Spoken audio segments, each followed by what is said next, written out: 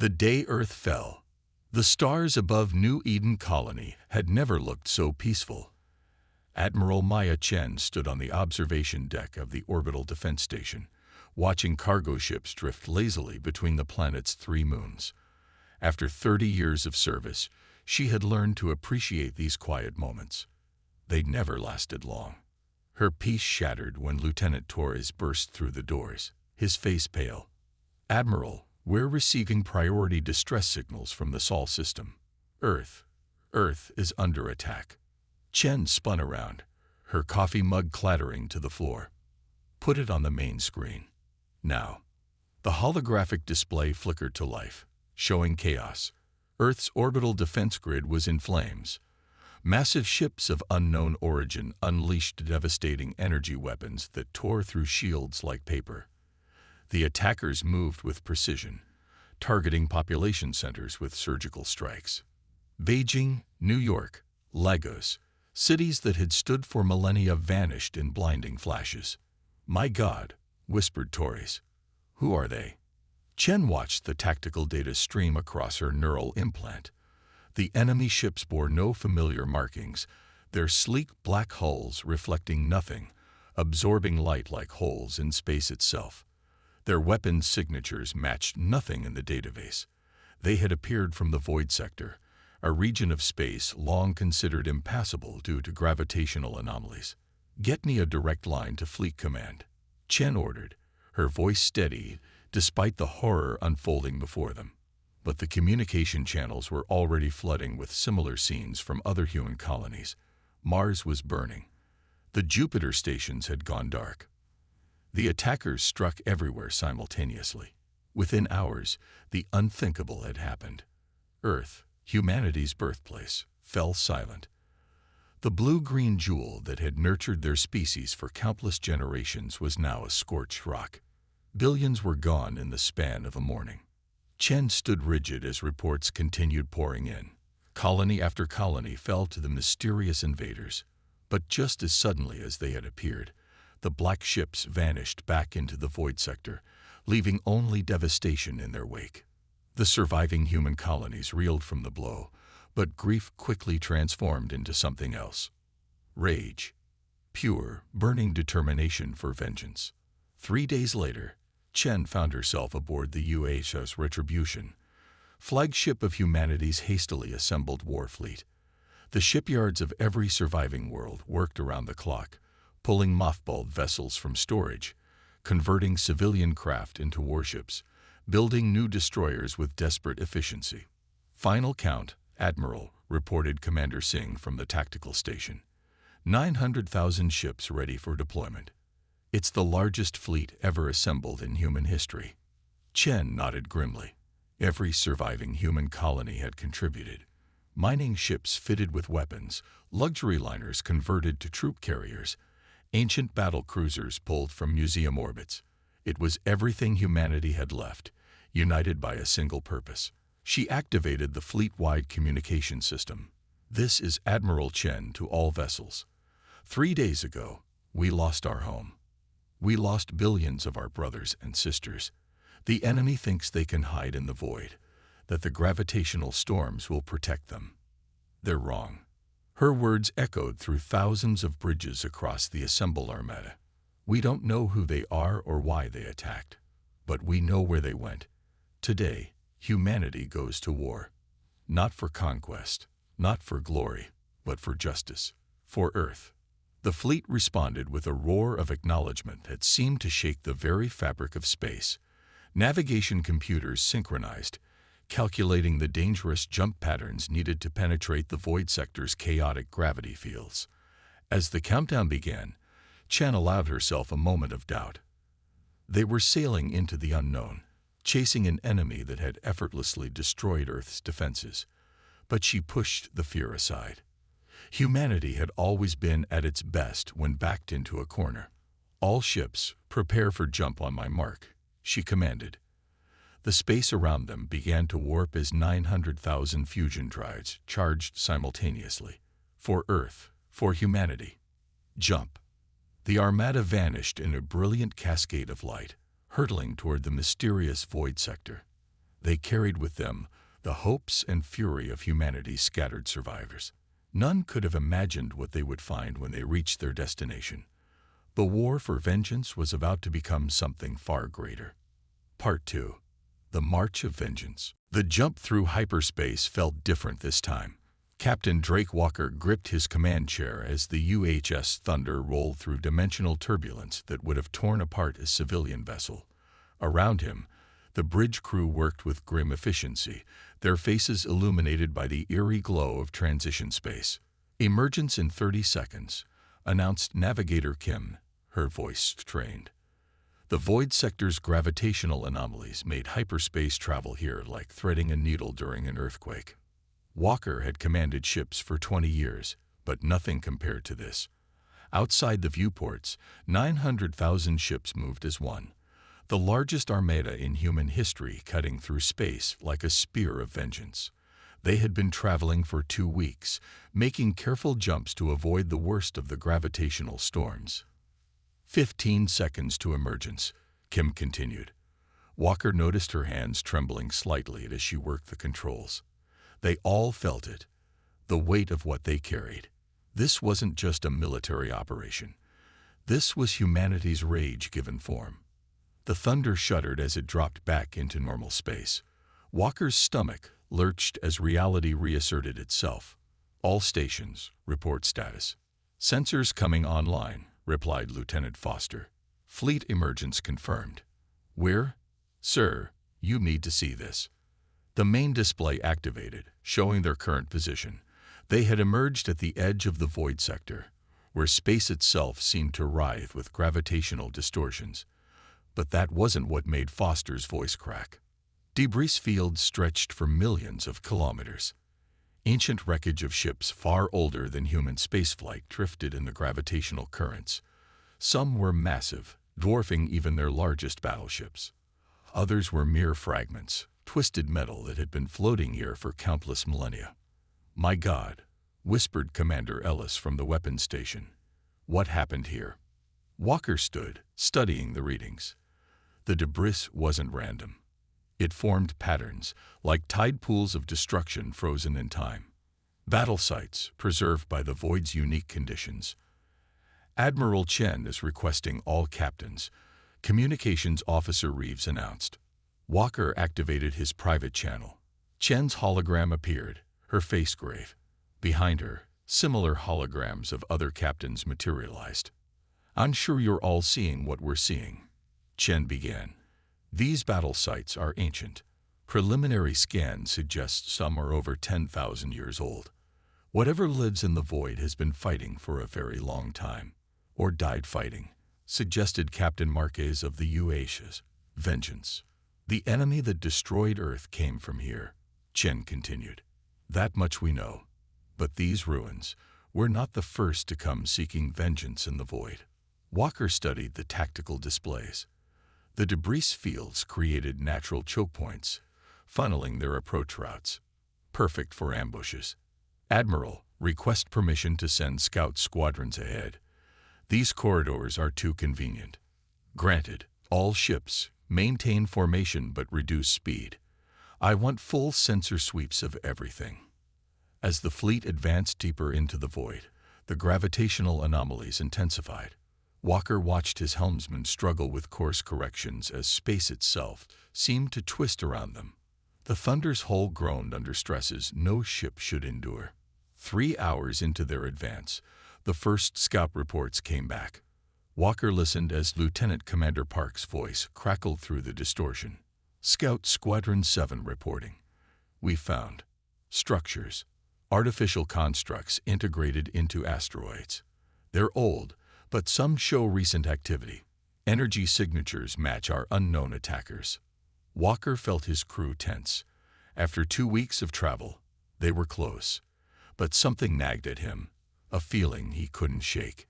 "Admiral," he said over the command channel, "these ruins, these ancient battles, whoever attacked Earth has been fighting something else for millennia. What if we're walking into the middle of a war we don't understand?" "Our mission is clear, Captain," Chen replied, though Walker heard the doubt in her voice. "Earth's attackers came from here. We follow the trail. As they pressed deeper, more scouts reported similar findings. Ancient weapons platforms, some still functional, tracked their approach but didn't fire. Derelict stations larger than cities drifted in the gravitational currents, and everywhere, the signs of ancient battles. Then, without warning, space lit up with energy discharges. The forward scouts were under attack. Walker watched the tactical display as familiar black ships emerged from hidden positions among the debris. "Battle stations," he roared. "All hands, this is not a drill. Enemy contact." The Thunder's weapons charged as the first wave hit. The black ships moved with inhuman precision, their weapons tearing through scout vessels like they were made of paper. But this time, humanity was ready. 900,000 ships responded as one. The Void Sector erupted in the largest battle in human history. But even as Walker commanded his ship through the chaos, coordinating with wing commanders and directing fire patterns, that nagging doubt remained. The enemy fought with desperate fury, but their numbers were far fewer than expected. They defended rather than attacked, falling back toward the deeper regions of the void. And their weapons, while devastating, seemed strangely calibrated, designed to disable rather than destroy when possible. As the Thunder's main guns found their mark, sending another black ship spiraling into the void, Walker couldn't shake the feeling that something was terribly wrong. They had come seeking vengeance for Earth's destruction. But what if they were about to discover that the truth was far more complex than anyone imagined? Into the unknown. The battle raged for 6 hours before the enemy suddenly disengaged. Admiral Chen watched from the Retribution's command center as the black ships retreated deeper into the void, their formations tight and orderly despite their losses. They had destroyed nearly 100 human vessels, but lost 3 times that number. "They're pulling back to the Nebula Cluster," reported Tactical Officer Yamamoto, highlighting a massive cloud of exotic particles on the display. "Sensor readings are limited in there. Natural interference." Chen frowned. "A prepared position. They want us to follow." Around her, the command staff exchanged glances. They had come for vengeance, but their enemy's behavior was puzzling. These weren't the actions of genocidal conquerors who had casually destroyed Earth. These were defensive maneuvers. "Admiral," spoke Commander Singh, "we've completed analysis of the enemy wreckage. Their technology is unusual. The weapons are incredibly advanced, but the ships themselves show signs of repeated repair and modification. Some components are thousands of years old." Chen stepped closer to the display. "Explain." "It's like they've been maintaining the same fleet for millennia, replacing parts as needed. And there's something else. Their weapon signatures during the Earth attack were different. More powerful, more refined. These ships, they're older models." The bridge fell silent as the implications sank in. Chen's mind raced through possibilities. Had they been chasing the wrong enemy? Or was this some elaborate deception? "Incoming transmission," announced Communications Specialist Murray. It's in English. Audio only." Chen straightened. "Put it through." The speaker crackled with static. Then a voice emerged. Deep, resonant, and tinged with what sounded like exhaustion. "Human fleet, you have entered the Severance Zone in violation of Galactic Concordat 779. Your presence here threatens billions of lives. You must withdraw immediately." Chen activated her transmitter. "This is Admiral Maya Chen of the United Human Fleet. You destroyed our homeworld, killed billions of our people. We will have justice." A long pause followed. When the voice returned, it carried genuine confusion. "Earth? We have not ventured beyond the Severance Zone in 3,000 years. We are the Vorthan Empire, guardians of the barrier. The void must remain sealed." "Lies," spat Captain Rodriguez from the tactical display. "We tracked their jump signatures from Earth." But Chen raised her hand for silence. Something in the voice's tone made her pause. "If you didn't attack Earth, then explain the identical weapon signatures. Explain why your ships fled here. Our weapons, The confusion deepened. Admiral Chen, our entire fleet is committed to maintaining the barrier. We have no ships beyond the void. But if someone used our weapon signatures... The transmission cut off suddenly. Alarms blared across the bridge. Massive energy spike from the nebula. Shouted Yamamoto. Something's coming through. By God, it's huge. The nebula parted like a curtain, revealing a ship that dwarfed anything in the human fleet. Its hull was ivory white, covered in geometric patterns that seemed to shift and flow. It was beautiful and terrifying in equal measure. New transmission coming through, Murray reported. Video this time. The main screen flickered to life, showing a being that was definitely not human. The Vorthan commander stood 3 meters tall, with crystalline skin that refracted light into prismatic patterns. 4 arms ended in delicate, articulated fingers, and its head was elongated, with large eyes that held unmistakable intelligence. The third Vorthan, silent until now, stepped forward. Ancient symbols covered his robes, and his eyes held the weight of centuries. I am Keeper Morix, guardian of our historical archives. The Shadow Collective are parasites of reality itself. They exist in dimensional frequencies beyond normal perception, feeding on the psychic energy released during conflict and suffering. Walker couldn't help but scoff. Psychic vampires. You expect us to believe this? Morix turned those ancient eyes on him. Your Earth's history speaks of them in whispers. Every culture has myths of unseen forces that profit from human misery. Your species felt their touch, but never understood their nature. Chen raised a hand before Walker could respond. Assuming this is true, why target Earth, and your world specifically? Why now? Because both our species had grown too strong, Zilek explained. Humanity's expansion threatened their feeding grounds. Our barrier weakened their influence. Together, we were becoming a threat to their existence. So they orchestrated our mutual destruction, Chen concluded. But they made one mistake. They didn't expect us to talk instead of shooting. Not a mistake, Morix interjected gravely. A calculated risk. Even now, forces within both our fleets agitate for war. How many of your captains question this meeting? How many of mine wonder if this is human deception? As if summoned by his words, alarms suddenly blared throughout the ship. Communications Officer Murray's face went pale. Admiral, multiple ships breaking formation. The Fury, the Vengeance, and 30 others are moving to attack positions.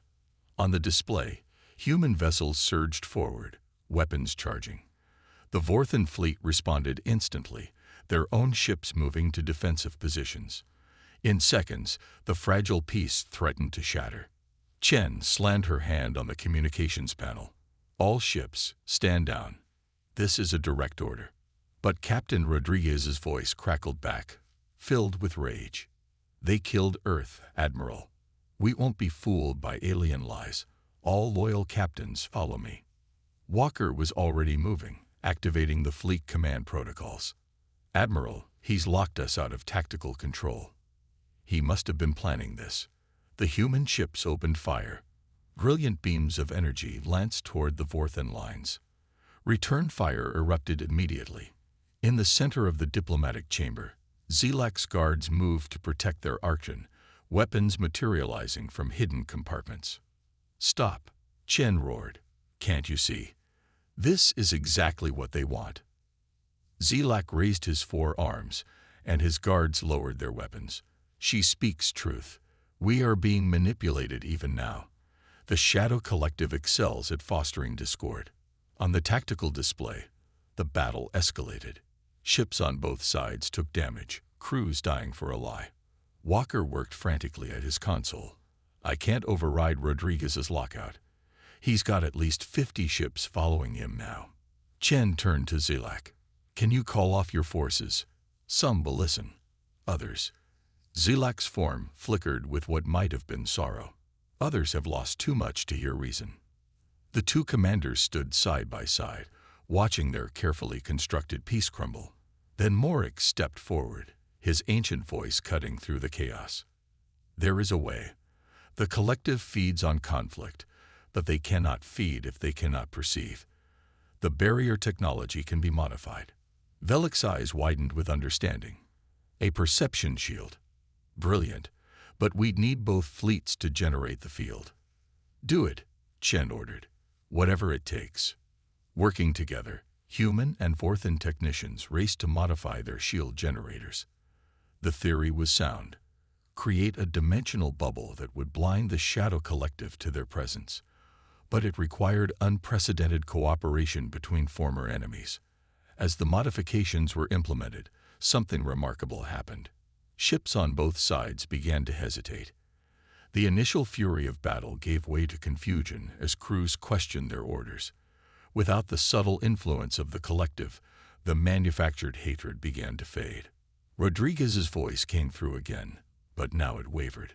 "Admiral, what's happening? Why did I?" The perception shield expanded, ship by ship, until it encompassed both fleets. As it did, the true enemy was finally revealed. Space itself seemed to tear open. Shadows deeper than the void itself writhed and twisted, taking shapes that hurt to perceive. They had been there all along, invisible puppeteers pulling the strings of war. "By all that's holy," whispered Walker. The Shadow Collective shrieked in frequencies that bypassed the ears and struck directly at the mind. Their forms, partially visible now, were nightmarish amalgamations of stolen technologies and corrupted matter. They had fed on countless civilizations, wearing their victories like trophies. "Admiral Chen," the being spoke, its voice matching the earlier transmission. "I am Archon Zulek of the Vorthan Empire. We need to talk. The enemy you seek is not us, but they want you to think otherwise." Chen studied the alien commander. Every instinct screamed to open fire, to avenge Earth. But doubt had taken root. "Prove it." Zulek's form shimmered as he moved. 3 weeks ago, unknown forces using replicated Vorthan weapons attacked your worlds. Shortly after, you mobilized this fleet. Your arrival here was predicted, planned. You were meant to attack us. Why? Chen demanded. Who benefits from humanity and your empire destroying each other? Those who have manipulated galactic events for millennia, the Shadow Collective. They exist between realities, feeding on the chaos of war. They cannot be detected by conventional means, but they can replicate any technology they've observed. Chen's mind reeled. If true, they had been played from the beginning. You're asking me to believe that invisible enemies orchestrated Earth's destruction just to trick us into attacking you. Not just Earth, Zelek replied gravely. 3 of our core worlds fell silent the same day. We thought you had somehow breached the barrier. Both our species have been manipulated into mutual annihilation. The bridge crew looked to Chen, waiting. The weight of command had never felt heavier. The entire fleet had come for vengeance against the Vorthans. Now she was being asked to consider they might be victims too. "Admiral," whispered Singh, "if this is true." Chen closed her eyes briefly, then opened them with renewed determination. "Archon Zilak, I'm willing to investigate your claims. But understand this, my fleet will not lower its guard. If this is deception." "It is not," Zilak assured her, "and I can prove it. Allow a small delegation aboard your ship. We will share our sensor logs from the attack dates. Together, we might uncover the truth." As the arrangements were made, Chen couldn't shake the feeling that they stood at a crossroads. The human fleet had come seeking simple vengeance.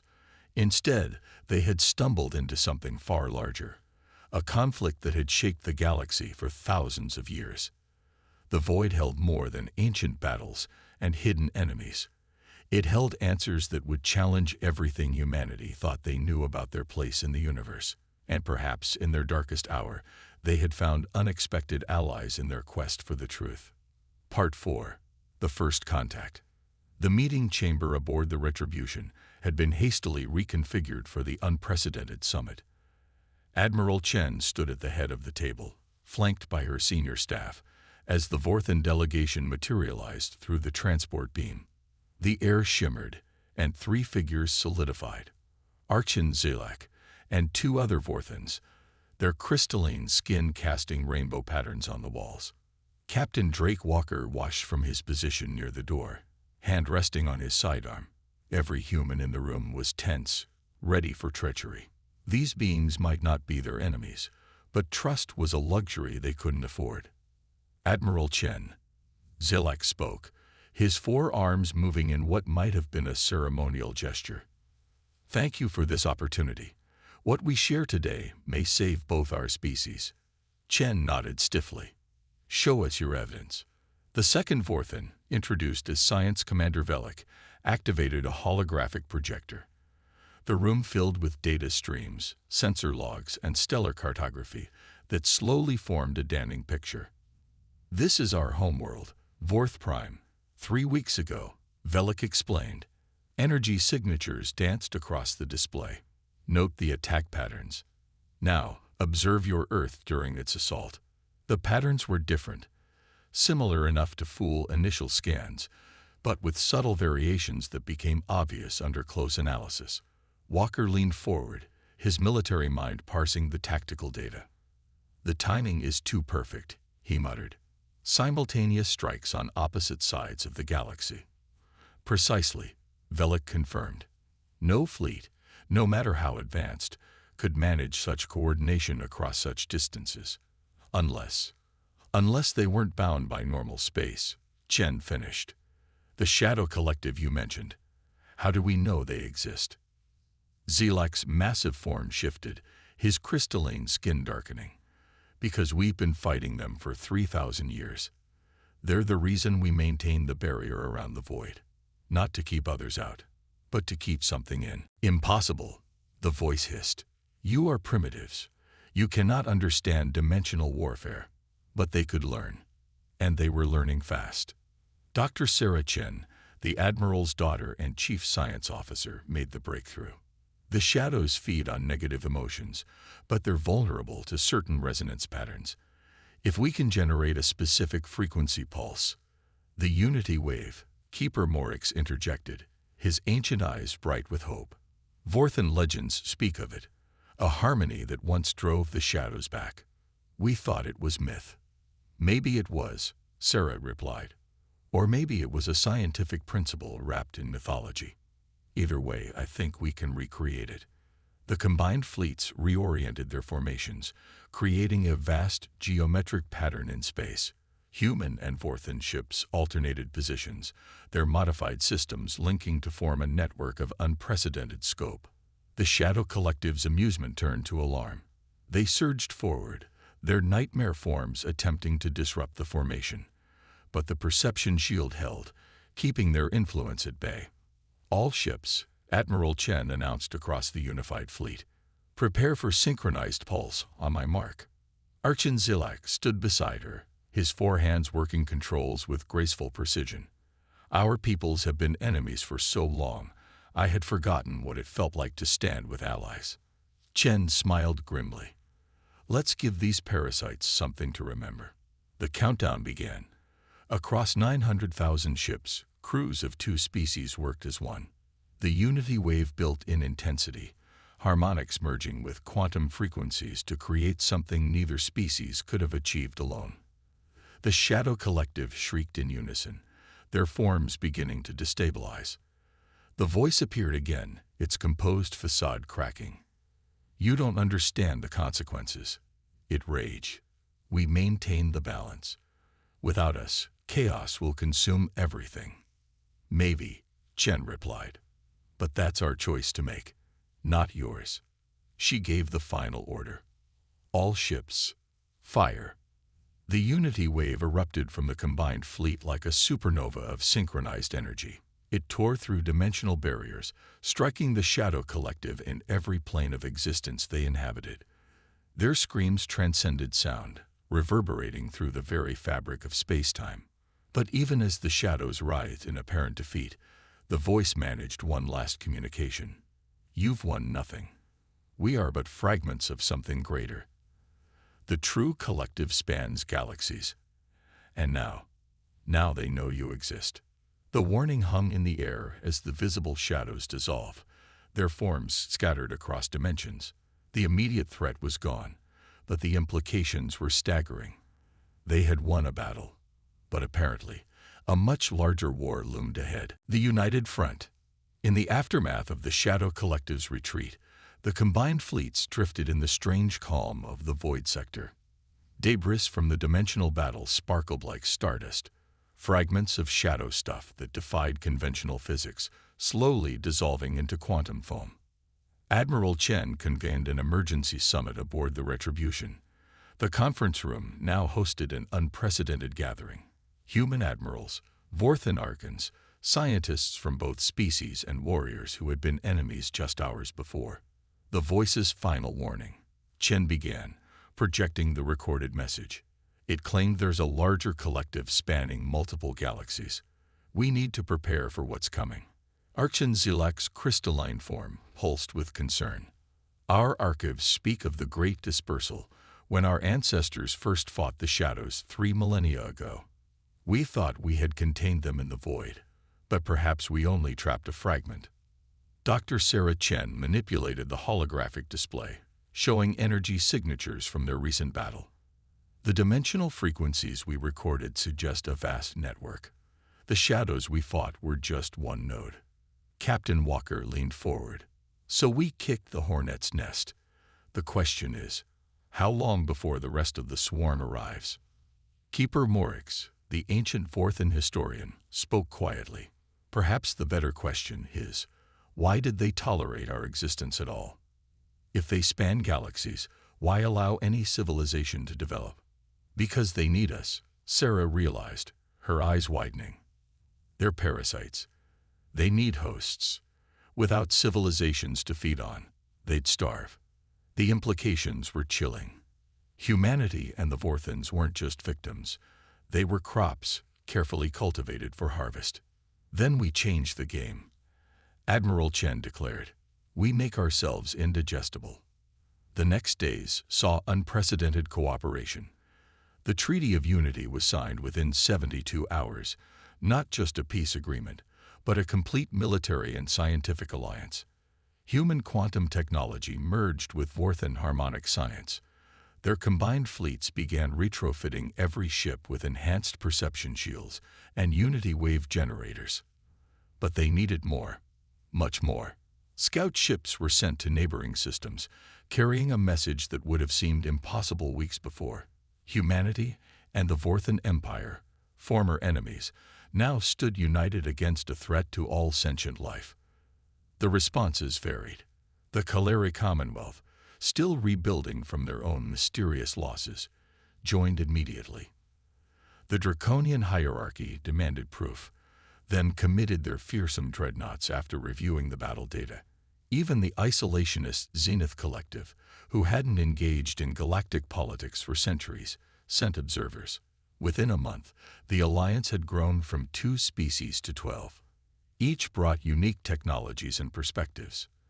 The Calari's bioneural computing, the Draconians' plasma weapons, the Zenith's temporal mechanics, all contributed to the growing arsenal against the shadows. Captain Drake Walker found himself commanding a mixed squadron, humans and aliens serving side by side. His executive officer was now Commander Varix, a Vorthan who had lost family in the Shadow's false flag attacks. Strange times, Walker mused during a quiet moment on the bridge. Varix's crystalline features arranged themselves in what might have been a smile.